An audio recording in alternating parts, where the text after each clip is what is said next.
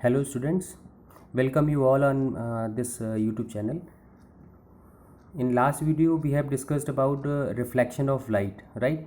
So this is second part of that chapter, refraction of light. Basically जो हमारा light chapter है 10th class में वो उसके दो पार्ट हैं, एक तो रिफ्लेक्शन है, दूसरा क्या है रिफ्रैक्शन। ठीक है, तो आज हम लोग रिफ्रैक्शन करेंगे। लास्ट वीडियो में हम लोगों ने रिफ्लेक्शन के बारे में देखा था, रिफ्लेक्शन कैसे होता है, उसकी इमेजेस कैसे बनती हैं। Today we will discuss second part that is refraction.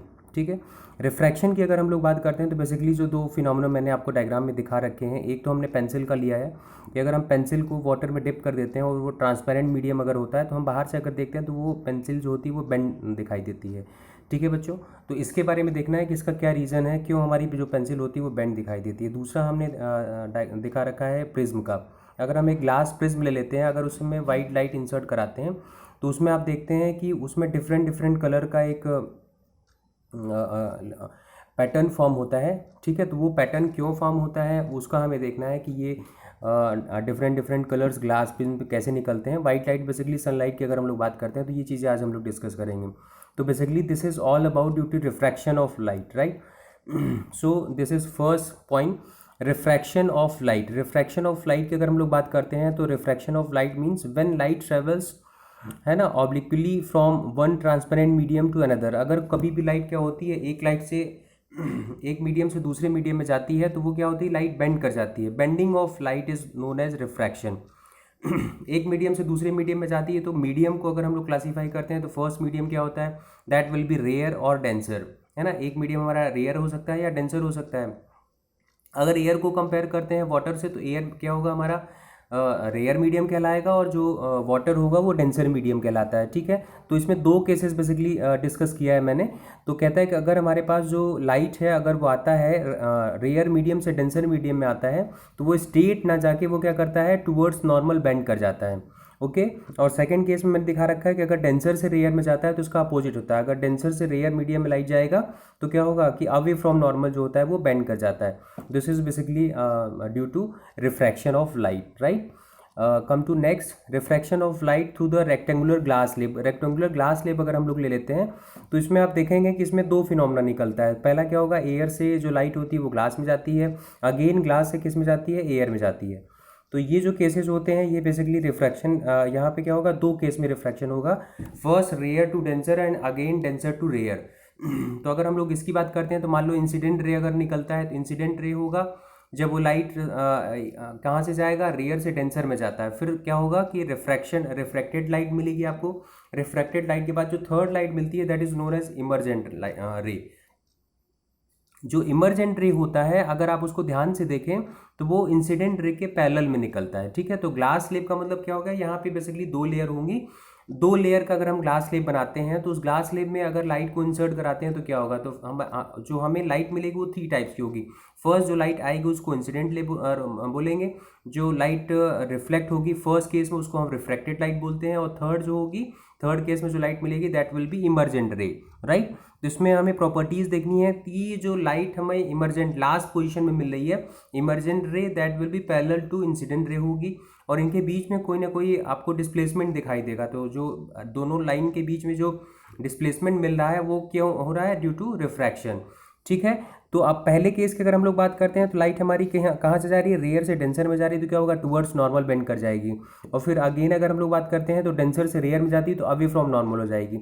इस तरीके से ये जो रिफ्रैक्शन होता है ग्लास स्लेब में इसको आप आसानी से समझ सकते हैं। ठीक है, चलिए नेक्स्ट क्लास हम लोग लेते हैं। नेक्स्ट कह रहा है कि लॉज ऑफ रिफ्रैक्शन। रिफ्रैक्शन के क्या क्या लॉज होते हैं, तो ये जो बेसिकली दो लॉज होते हैं। अगर हम लोग फर्स्ट लॉ की बात करते हैं तो इसमें वही जैसे हम लोगों ने रिफ्लेक्शन की बात की थी, इंसिडेंट रे, रिफ्रैक्टेड रे एंड नॉर्मल, है ना, in to the in interface to the transparent medium at a point of incident. एक ही पॉइंट पे होंगे incident and lie all the same plane. ये जो तीनों पॉइंट्स होंगे ये क्या होंगे, एक ही सेम प्लेन पे लाई करते हैं जैसे हमारा रिफ्रैक्शन होता था। दूसरा कहता है कि ratio of sine of angle of incidence to the ratio of sine of refraction, angle of refraction. जो एंगल ऑफ इंसिडेंस और एंगल ऑफ रिफ्रैक्शन होता है इनका जो साइन अगर हम लोग लेते हैं तो इनका जो रेशियो होगा दैट विल बी कांस्टेंट। ये दो रूल हैं रिफ्रैक्शन के, जैसे हम लोगों ने दो रूल पढ़े थे किसमें, रिफ्लेक्शन की बात की रही थी। फिर कह रहा है कि रिफ्रैक्टिव इंडेक्स क्या होता है। रिफ्रैक्टिव इंडेक्स की अगर हम लोग बात करते हैं कि लाइट हमारी वन मीडियम से दूसरे मीडियम में जाती है तो रिफ्रैक्टिव इंडेक्स निकल के आता है। तो रिफ्रैक्टिव इंडेक्स बेसिकली क्या होता है कि अगर कोई दो मीडियम से सेकंड मीडियम से फर्स्ट में आता है या फर्स्ट टू सेकंड जाता है तो उसको हम इस तरीके से डिफाइन करते हैं, it is the ratio of speed of the light in one medium to the speed of the light in second medium. हमें पता है कि स्पीड जो होगी अगर रेयर से डेंसर में जा रही है, डेंसर से रेयर में जाती है तो उसकी स्पीड चेंज हो जाती है, इसलिए क्या होगा कि उसका रिफ्रैक्टिव इंडेक्स होगा उसके करस्पॉन्डिंग वो चेंज हो जाता है।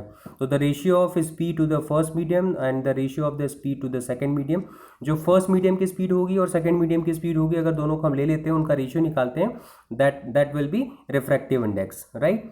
कम to next case, spherical lenses. अब हम लोगों ने जब हम लोगों ने रिफ्लेक्शन की बात की थी तो वहाँ हम लोगों ने मिरर्स की बात की थी, यहाँ हम लोग लेंसेज के बारे में बात करेंगे।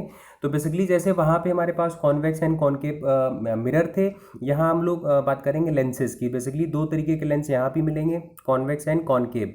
पहला जो आप देख रहे हैं कि कॉन्वेक्स होगा तो इसमें क्या केस बनेगा, कॉनकेव होगा तो क्या केस बनेगा। यहाँ भी हम लोग इमेजेस की बात करेंगे तो बेसिकली हमारे पास जो कॉन्वेक्स मिरर है या कॉन्वेक्स लेंस है उनके बारे में जैसे वहाँ डिस्कस किया था सेम यहाँ करेंगे। तो अगर मैं बात करता हूँ कॉन्वेक्स लेंस की, कॉन्वेक्स लेंस क्या होता है, thicker in the middle and thinner at the edge. जैसे आप डायग्राम में देख रहे हैं दोनों बिल्कुल अलग अलग दिखाई देते हैं, वहाँ भी सेम हम लोग बात करते हैं। तो कॉनकेव की बात करते हैं तो thinner at the middle and thicker at the edge, ठीक है। किनारों पे ज़्यादा चौड़ा होता है, बीच में पतला होता है तो उसको हम क्या बोलते हैं, कॉनकेव। और जो दूसरा होता है बीच में मोटा होता है, किनारों पर पतला होता है, उसको हम बोलते हैं कॉनकेव लेंस, ठीक है बच्चों। इस तरीके से यहाँ भी हमारे दो तरीके के लेंसेज होते हैं। फिर कह रहा है refraction by the spherical lenses. अब हमारे जो वहाँ हमने थंब रूल पढ़े थे सेम यहाँ हम लोग पढ़ेंगे कि अगर हमारे पास दो लेंसेज होते हैं और जो लाइट आती है पैरेलल टू प्रिंसिपल एक्सिस आएगी तो क्या होगा, फोकस से होकर चली जाएगी। दोनों के केस में सेम जैसे वहाँ हम लोगों ने डिस्कस किया था। सेकंड कह रहा है कि अगर फोकस से होकर जाएगी तो again parallel to principal axis हो जाएगा दोनों के लेंस, दोनों के केस में। थर्ड कह रहा है कि अगर प्रिंसिपल एक्सेस से निकलता है, जो हमारा ऑप्टिकल सेंटर होता है वहाँ से निकलता है तो एज इट इज़ जो लाइट आती है as it is pass on हो जाती है, इसको हम लोग रेफरेंस लाइट बोलते थे। अब कह रहा है image form by convex lens. अगर इमेज फॉर्म होती है तो कॉन्वेक्स लेंस में क्या क्या फॉर्म होगी, ठीक है। तो फर्स्ट केस वही हो गया कि अगर हमारे पास जो ऑब्जेक्ट है वो इनफाइनाइट पे होगा तो उसकी इमेज कहाँ बनेगी, तो कह रहा है कि इसकी इमेज फोकस पे बनेगी, हाईली डिमिनिश्ड होगी, रियल होगी और इन्वर्टेड होगी, राइट। सेकंड केस की बात करते हैं कि अगर हमारा जो ऑब्जेक्ट है वो बियॉन्ड 2f रखा है तो उसकी इमेज कहाँ बनेगी, f1 और f2, मतलब f और 2f के बीच में बनेगी, है ना। और डिमिनिश्ड होगी, रियल होगी और इन्वर्टेड होगी। तो ये सारे केसेस जैसे हमने मिरर में डिस्कस किए थे सेम आज हम लोग लेंस के बारे में बात करेंगे। लेंसेज में भी वही सारे केसेस डिस्कस करते हैं। 2f पे रखेंगे तो 2f पे बनेगी, सेम साइज होगा, इन्वर्टेड होगी और रियल, और जो ऑब्जेक्ट का साइज है उसी साइज में इमेज बनेगी। नेक्स्ट केस कह रहा है कि अगर 2f और f के बीच में बनाते हैं तो हमारी जैसे जैसे हम ऑब्जेक्ट को शिफ्ट करते जाते हैं वैसे वैसे आप देखेंगे कि उसी ऑर्डर में जो इमेज होती है वो भी शिफ्ट होती जाती है। ये हम लोगों ने वीडियो में डिस्कस किया था, आज हम लोग पावर पॉइंट प्रेजेंटेशन पे और अच्छे से देखेंगे।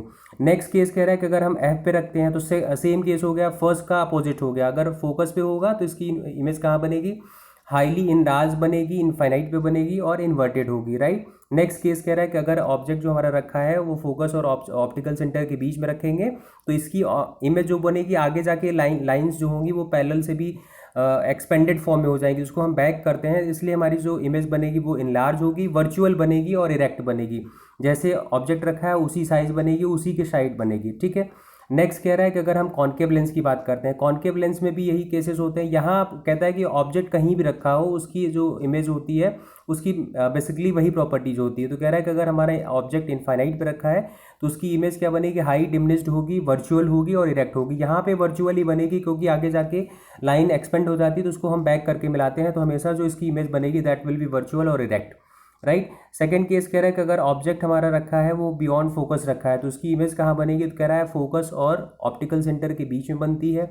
यहाँ भी क्या होगा, इरेक्ट होगी और वर्चुअल बनेगी और डिमिनिश्ड बनेगी। तो बेसिकली इसके दो केस निकल के आते हैं, दोनों केस आपको देखने हैं।